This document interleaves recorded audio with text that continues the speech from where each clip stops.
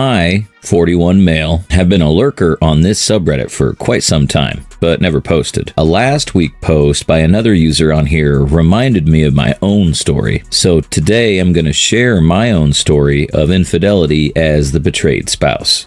Backstory.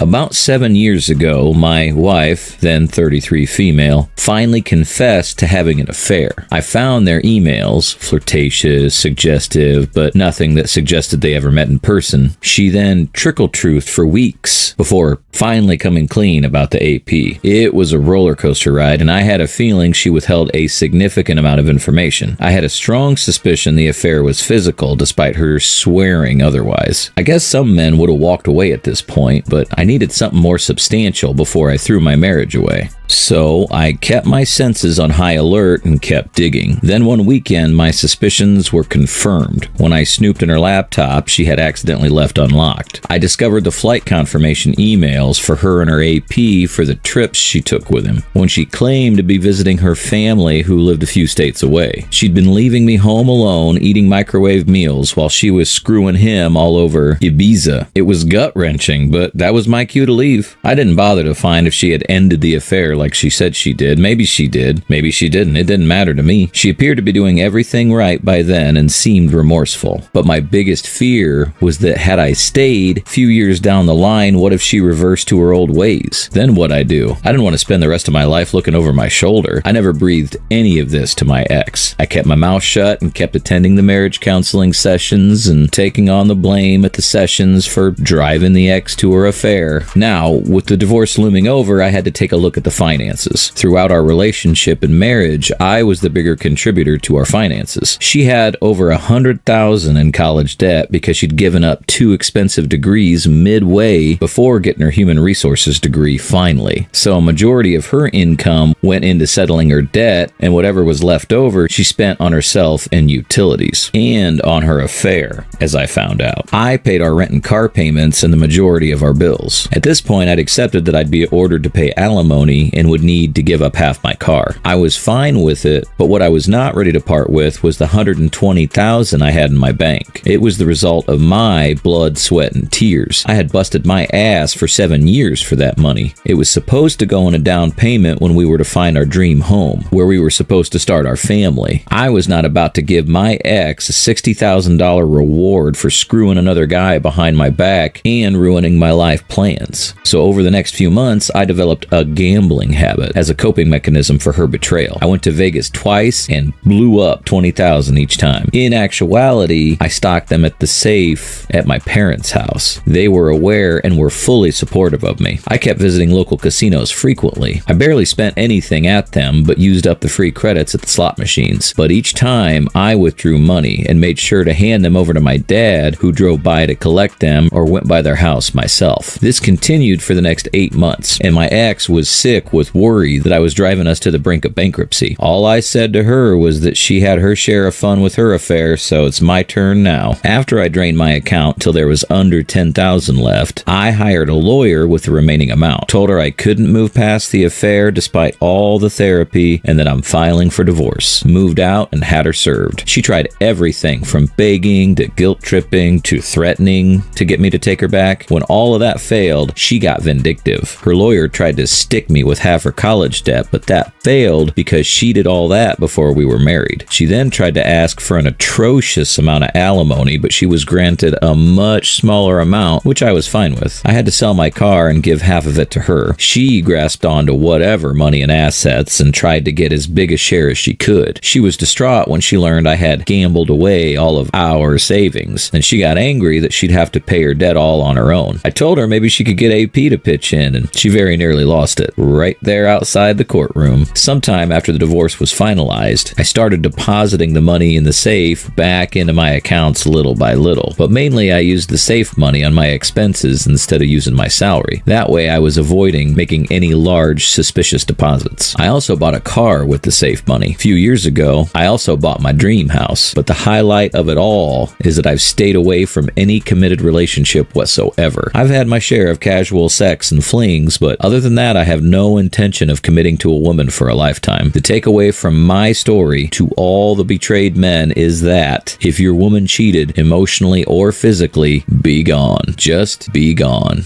Story 2.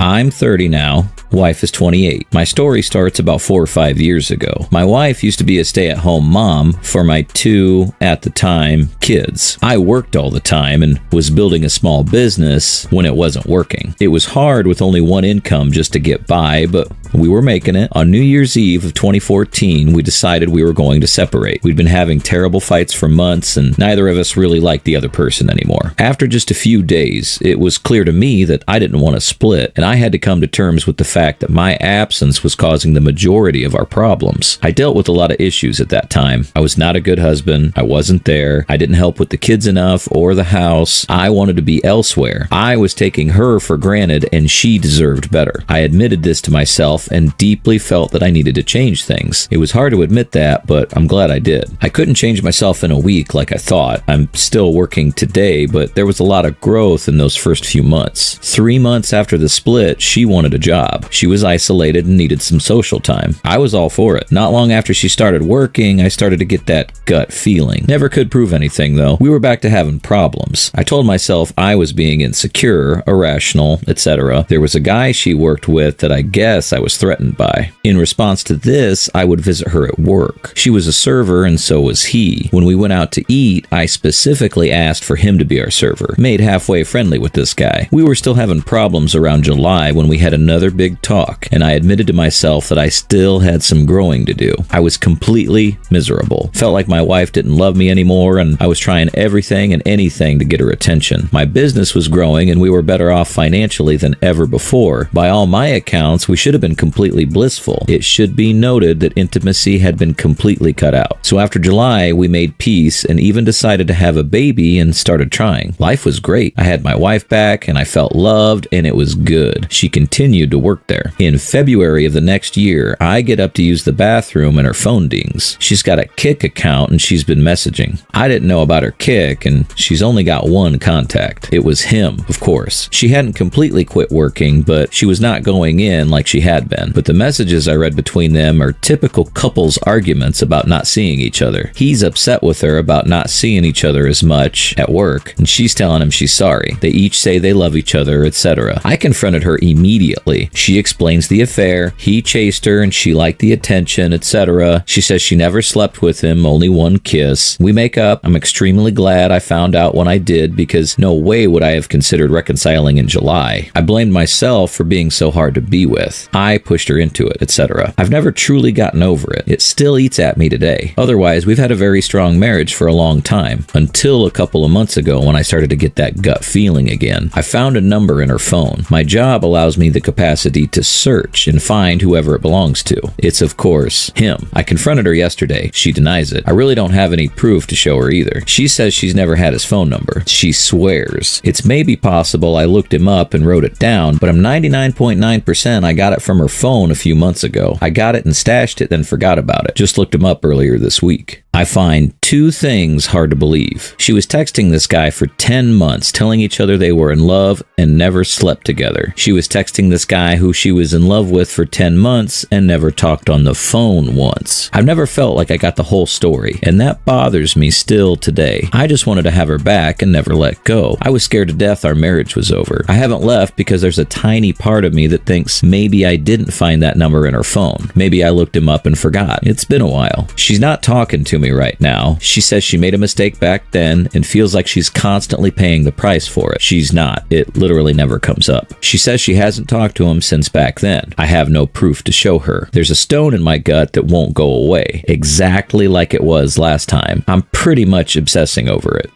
Update. It's been no contact since I confronted her Thursday morning other than necessary conversation. I'm staying at our house. I'm not going to beg her to talk. If she wants to, fine, I'll talk. But I'm going to see a lawyer Monday after work no matter what. I'm going to get a polygraph scheduled when they open back up Monday. I'm starting with divorce proceedings regardless of what happens between now and Monday. I've already got an appointment. I never cancel appointments. See what happens. I can't thank this community enough for all the support. Wife and AP are screwing. Kiss equals fuck in Cheater's Handbook. Gather all evidence of infidelity. This includes installing spy cameras throughout the house, tracking her movements with GPS devices, and hiring a private investigator to monitor her activities. The goal is to collect concrete evidence without confronting her directly. Then hire a merciless lawyer and annihilate her in the divorce. Seek the maximum custody of the children and minimum alimony in the divorce proceedings. Maintain a normal facade until serving divorce papers. Then use the leverage you have to get everything you want. Good luck. Now for some comments. You never got the whole story, but you know it. She was texting some guy for 10 months, having couple fights about not getting to see each other, saying I love you, and they only had one kiss? Come on, guy. You know it in your gut. They were fucking. They likely still are. So she says otherwise? Liars lie. Cheaters cheat. Cheaters lie. She is lying. You know it. I think that stone in your gut is the anxiety and the broken trust that's been left behind from what's been done and cannot be undone. I believe you should both either sit and have a real sit-down discussion to fully communicate the issues of everything, or seek the help of couples therapy if you don't want to or can't sort it out on your own. Hopefully this will uncover what needs to be done, and I wish you the best of luck.